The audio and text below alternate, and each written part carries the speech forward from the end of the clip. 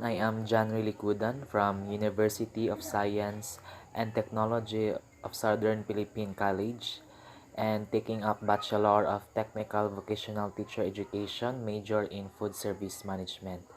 And in this video, I will discuss to you about baking terms from A to Z, tools and equipment and their uses, and lastly, importance of tools and equipment. So, let's start. Baking terms. Aerate.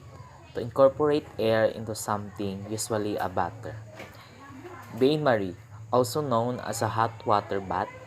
It is usually used to melt chocolate and butter gently and gradually over a pot of simmering water. Bake blend. Baking the crust of a pie without the filling. It can be done with a variety of methods. One would be to prick the bottom of the crust before filling it with pie. Pie weights, rice, pulses, or beans prior to baking.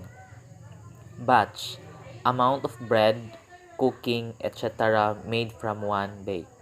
Boil, to heat the liquid until reaches its boiling point. Chop, using a knife or sharp object to repeatedly cut something into small pieces. Combine, to mix two ingredients together. Consistency, the texture and thickness of a substance. Dip, to immerse something into a dry or liquid mixture. Dissolve, to incorporate a solid ingredients or food to a liquid to form a solution or mixture. Drizzle, the process of pouring a thin stream of liquid such as glaze or butter over food. Egg wash, beaten eggs, sometimes additional liquid such as milk and water are added.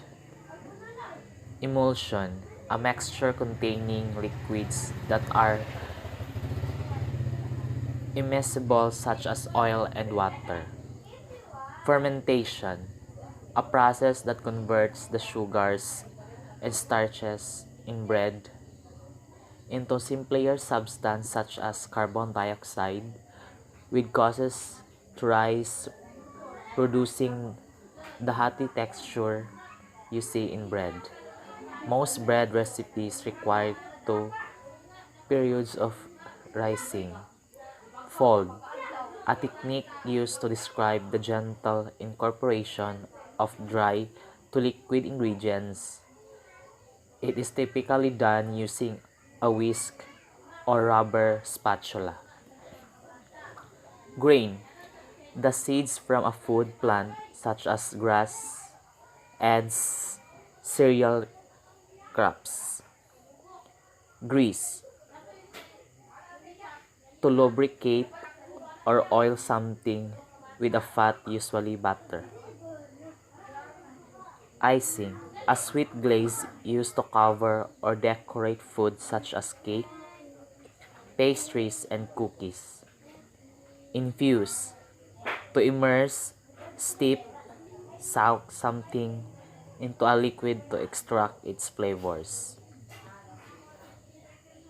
Knead or kniad, to work out by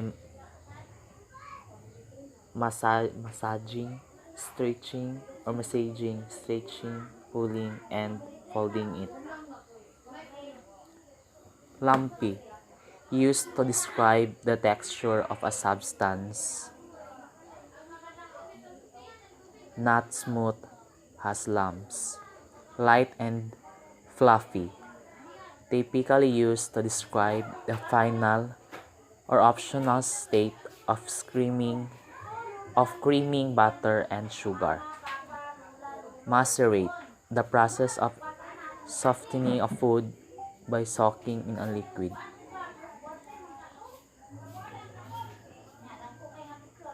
Mature, for food taste has developed fully to produce a strong and rich flavor. Melt, heating a solid product to form a liquid. Mix, to combine two or more substances together. Non-stick, covered with a substance that prevents food from sticking. Proof, to allow a yeast to rise.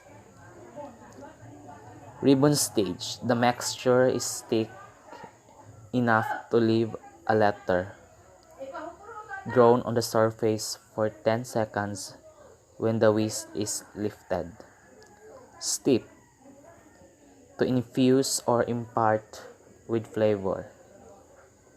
Step peak, when egg whites or cream are beaten until they form physical stiff peaks that hold their points after the whisk is removed. Temper, the process that takes inoculate through a temperature curve which aligns the chocolate crystals to make it smooth, silky, and creates a satisfying snap when you bite into it. Whisk,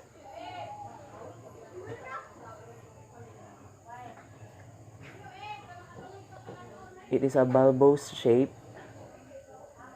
beater that allows you to whisk ingredients.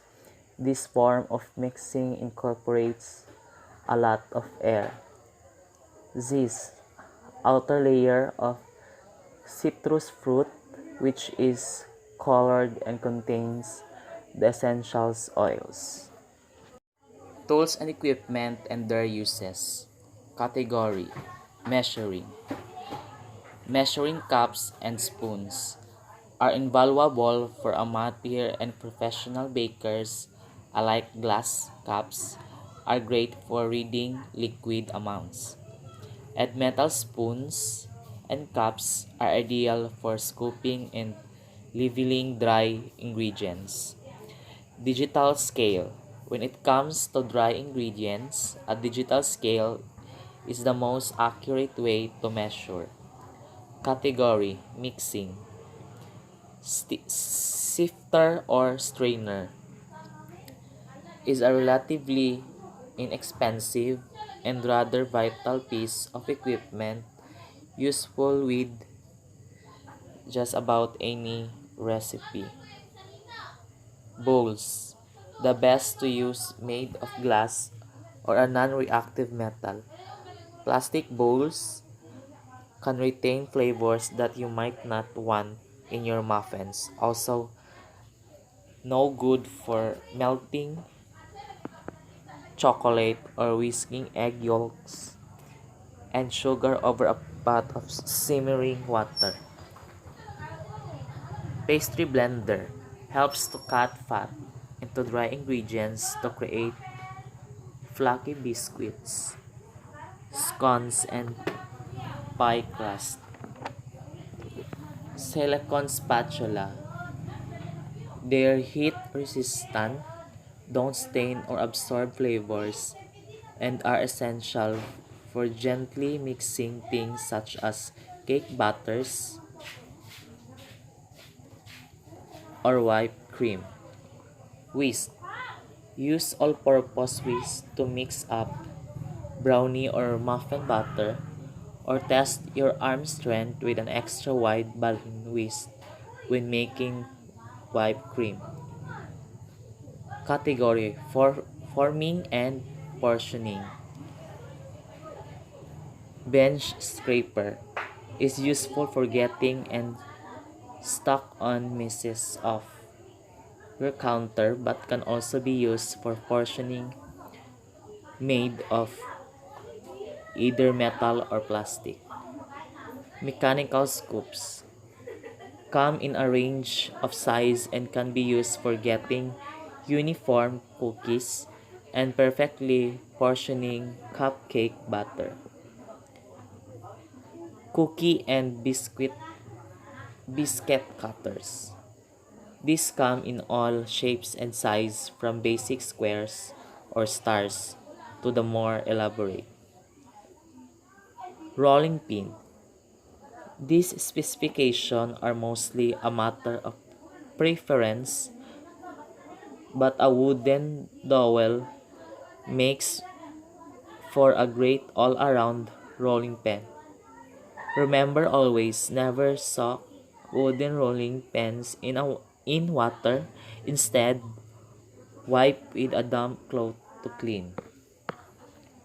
Category: Cooking. Silicone baking mat. Made of fiberglass and silicone, these non-stick mats are a great alternative to parchment paper since they are reusable, also useful when placed under fruit pies to catch any spills during baking. Bakeware.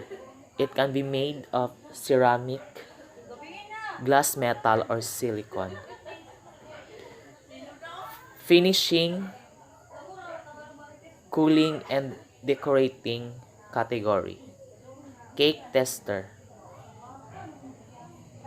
Though a no, a toothpick often does the job just fine. A metal cake tester has a few advantages when it comes to doneness. First, it is reusable and cuts down on waste. And second, its length makes it easier to use with thick baked goods outside of baking. Many professional cooks also use them for testing whether meat or fish. Baking rack is the preferred method. Let items such as cookies, muffins, and cakes cool for a few minutes in the pan before transferring to a rack to cool completely. The rack provides better air circulation to help speed up the chilling process and inhibit overcooking. Offset spatula. These are made of flexible stainless steel, come in a range of size, and usually rounded at the end. Offset, offset spatulas are great for frosting cakes or spreading butter in a jelly roll pan. Piping bags and tips. Pastry bags allows for greater control and more elaborate designs. When decorating, pastry bags can be disposable or made of plastic coated fabric. It is also used for shaping and cream puff. Oven, the most critical factor many home bakers ignore is making sure you're actually baking things at the temperature you think you are. An oven thermometer is a great gadget to prevent mishaps caused by baking things at a too low or high temperature. Another important aspect to remember is the rack position matters. The heat source can be at either top or bottom of your oven, which can lead to hot and cold spots. So it's best to always bake on a rack placed in the middle. And if you're so lucky to have a convection oven, this setting will help solve the problem of uneven cooking. But in convection cooking, be sure to either reduce the temperature by about 25 degrees F or shorten the baking time by roughly a quarter for most recipes. Importance of tools and equipment. Having the right tool is imperative to successful completion of the task at hand. In addition, the right tools allows employees to complete their tasks efficiently, which affords employees opportunities to expand the range of capabilities. The second kind of tool expedites processes at work. That's all. Thank you.